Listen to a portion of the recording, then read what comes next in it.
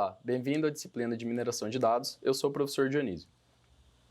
Hoje, nós trabalharemos com o módulo 2, descoberta de padrões, sumarização de dados. Então, nós vimos que dentro do processo de mineração de dados há uma série de passos, e dentro dessa série de passos existe o pré-processamento, e após o pré-processamento, nós precisamos fazer uma sumarização. Então, do que se trata? Primeiro, a gente precisa fazer uma análise exploratória de dados, tá? E essa análise exploratória, ela surge com uma metodologia para sumarizar conjuntos de dados e descobrir suas principais características.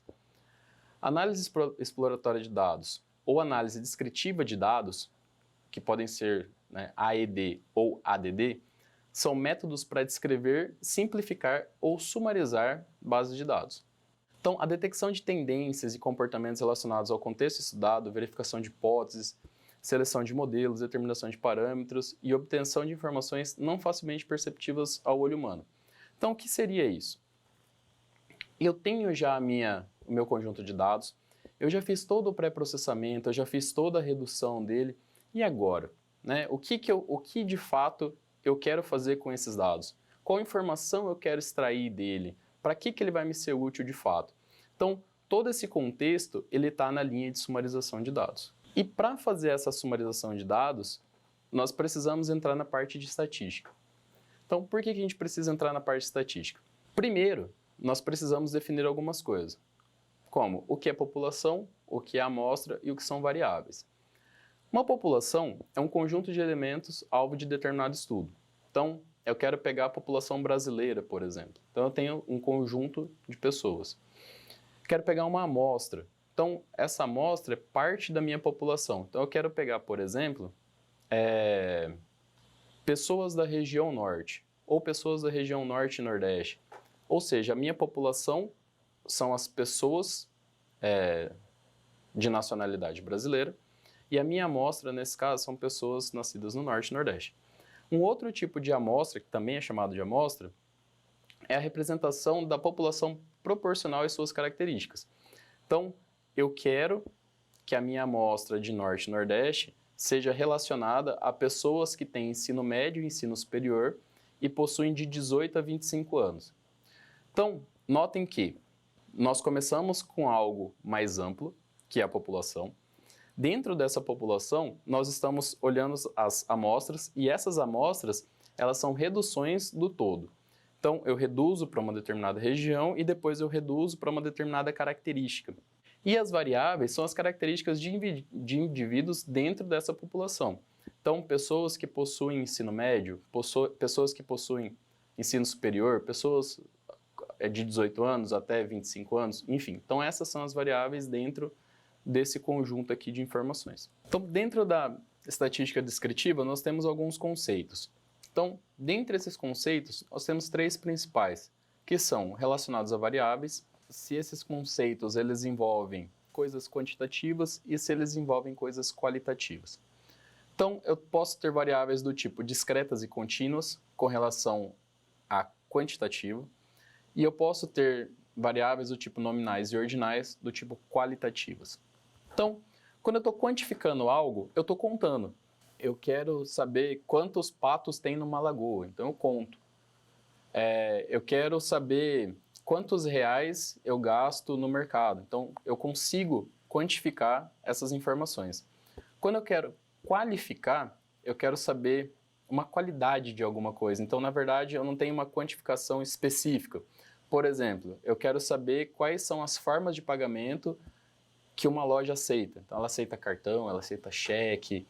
Então, na verdade, eu poderia falar quantas formas de pagamento existem. Aí eu estaria quantificando. Agora, quando eu pergunto quais são as formas de pagamento, aí eu estou qualificando. Então, são esses tipos. E a descrição dessas variáveis, com relação a quantitativo e qualitativo. Elas podem ser números inteiros, se forem quantitativos, ou números decimais. Se forem qualitativas, elas podem ser categorias ou dados numéricos agrupados. E alguns usos, Então, se eu quero quantificar, por exemplo, uma quantidade de itens, então eu posso usar quantitativo. Eu quero descrever preços, quantitativo, contínuo. Eu quero saber uma lista de pagamentos. Então, lá uma forma de pagamento, né? Qualitativa nominal. Eu quero saber um histograma ou uma relação de faixa de idades. Então, eu posso utilizar ordinais qualitativas. E aqui tem alguns exemplos relacionados a isso, né? Então, uma quantidade de valores inteiros, uma quantidade de valores contínuos decimais, tipos de cartão de crédito, dinheiro cheque e faixas de idade. Feito isso, e aí agora partindo um pouco mais para a análise propriamente dita de estatística, eu preciso olhar algumas questões relacionadas aos dados coletados. Dentro desse olhar, eu posso ter medidas de posição. Então, o que são medidas de posição? São métricas que permitem analisar como os dados estão distribuídos e onde determinado valor se enquadra na população ou na amostra. Dentro do que a gente trabalha, dentro da literatura, as principais medidas de posição são média, mediana e moda. Então, vamos pegar aqui, ó, nós temos uma amostra com alguns números e eu quero saber o seguinte, dentro desses números, qual é a média? Então, eu tenho lá uma quantidade de 11 números, eu somo todos e divido por 11, eu descubro a média. Qual é a mediana? Eu ordeno todos os números de maneira crescente e aí eu olho o elemento central, qual o valor dele. E a moda, dentro do conjunto de dados, eu vejo qual o número que é mais frequente, ou seja, o número que mais se repete. Então, se a gente pegar nesse primeiro ponto e for trazer isso para a realidade, para que serve isso, né? Então, vamos pensar que eu vou lá no mercado. Qual é o preço médio do arroz? Então, eu poderia, por exemplo, pegar todas as marcas de arroz, fazer o levantamento de preço de todas essas marcas, e aí somar, né, os valores dos preços e dividir pela quantidade de marcas. Então, eu teria o preço médio do arroz naquele mercado. Eu quero saber, por exemplo, qual é a moda de um produto. Então, eu olho dentro da relação de produtos vendidos no dia, qual foi o mais recorrente. Então, vejam que agora as coisas começam a fazer um pouco mais de sentido, né? Porque a gente começa a dar sentido, de fato, para a informação obtida e para algum tipo de propósito.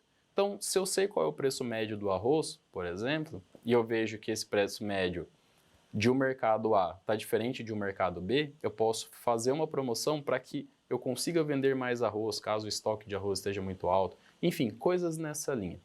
Além das medidas de posição, nós temos medidas de dispersão. Então, o que são medidas de dispersão? Essas medidas, elas apresentam a variação dos dados, de fato, e dentro dessa dispersão, nós temos algumas coisas, como amplitude, que ela vai ser a diferença entre o maior e o menor valor obtido dentro de um conjunto de dados ou dentro de um vetor. A variância. Então, dentro desse vetor, eu vou ter uma quantidade de valores e essa quantidade de valores ela vai ter uma flutuação em relação à média. Então, essa flutuação dos valores em relação à média é o que a gente chama de variância. Já o desvio padrão, ele corresponde à raiz quadrada do valor obtido da variância. E o coeficiente de dispersão, ele vai permitir que a gente consiga comparar a dispersão entre dois conjuntos de dados distintos. Então, eu tenho lá um conjunto de dados A, um conjunto de dados B, eu tenho uma variância e um desvio padrão de um conjunto de dados, eu tenho uma variância e um desvio padrão de outro conjunto de dados. O quão dispersos esses dados são? Então, eu consigo fazer uma análise nesse sentido. Então, aqui tem um exemplo, tá, dessas medidas de dispersão. Então, pegando o mesmo exemplo anterior. Então, eu tenho um conjunto de dados. A amplitude desses dados está em 6. Por quê? Porque o maior valor é 7 e o menor valor é 1. Então, a diferença desses valores, 6. A média, somatória de todos os valores dividido pela quantidade de valores, 3,36. A variância desses dados. Então, eles têm uma variabilidade de 4,8. Tá? Então, entre um dado e outro, existe essa variação. E o desvio padrão, ele está ali como 2,2. Então, para que serve isso? Qual que é a utilidade prática disso? Então, eu descubro que o valor médio do arroz está em R$ 5,00. Só que eu pego 4 marcas de arroz e eu tenho 3 marcas que custam R$ 2,00. E aí eu tenho uma quarta marca que custa 12. Então vejam que a diferença entre os três primeiros é muito baixa, na verdade é o mesmo valor, e para o último valor é muito alto. Então essa dispersão de valores ela vai trazer uma análise um pouco mais detalhada dentro do conjunto que eu estou trabalhando.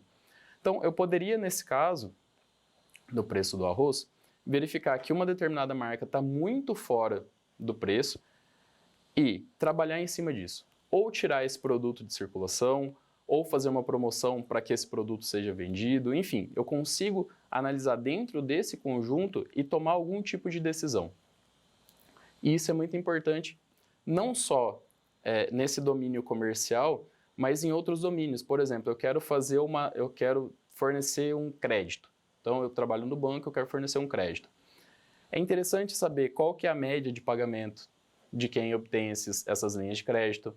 É importante saber qual a variação entre parcelas. Então, vejam que saber a média de alguma coisa é interessante, mas saber a flutuação de um determinado valor frente à média também é interessante.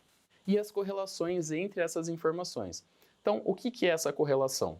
A análise de correlação, ela permite realizar uma comparação entre dois conjuntos de dados, indicando quão um é similar ou está relacionado a outro. Então, por exemplo, eu posso utilizar aqui uma correlação de Pearson, e essa correlação de Pearson, ela vai retornar para mim valores de -1 e 1. Então, toda vez que ela retornar um valor -1, ela indica uma correlação inversa. E quando ela indica 1, ela fala que é uma correlação perfeita. Se os valores forem 0, não existe correlação. Então, eu tenho dois conjuntos de dados e eu quero saber o quão esses dois conjuntos de dados eles são similares, ou eles são diferentes, ou eles não estão relacionados. Então, eu quero saber, por exemplo, qual é a frequência de venda de feijão e qual é a frequência de venda de arroz. Eu posso correlacionar esses dois e achar que toda vez que eu vendo feijão, eu vendo arroz. Eu posso achar que toda vez que eu vendo arroz, eu não vendo feijão. E eu posso relacionar que toda vez que eu vendo feijão, eu vendo arroz.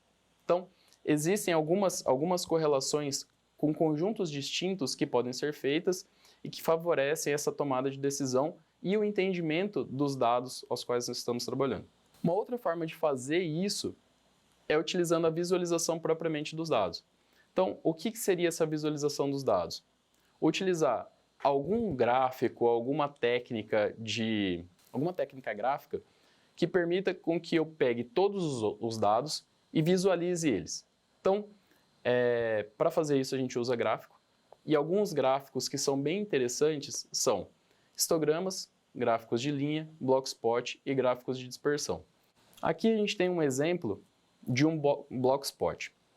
Então, tem um conjunto de dados e a partir desse conjunto de dados a gente vai criar um blockspot. Então, pegando aqui algumas coisas. Primeiro, tem um outlier que destoa dos demais, a mediana tende ao limite inferior e a maior distribuição dos valores reside no limite inferior. Então, o que isso aqui representa na prática? Então, vamos pensar o seguinte, eu tenho um conjunto de dados muito grande mesmo, assim, tá? Sei lá, com 1000 entradas. Quando eu gero o gráfico, toda bolinha que estiver fora do quadrado, ela está fora do valor médio e está fora do desvio padrão. Ou seja, é ela que está destoando o valor médio que eu estou obtendo. Isso quer dizer que, se eu tirar todos esses outliers, muito provavelmente o meu desenho do blockspot ele ficará mais homogêneo e talvez com a linha central ali justamente no meio do blockspot. Então, isso quer dizer que toda vez que eu estiver trabalhando com mineração de dados, eu tenho que necessariamente tirar esses outliers? Não. Os outliers, para algumas situações, eles podem indicar, por exemplo, erro de leitura. Eles podem indicar erro de coleta de dados. Mas em algumas outras, ele pode mostrar um comportamento ou uma anomalia dentro de um comportamento.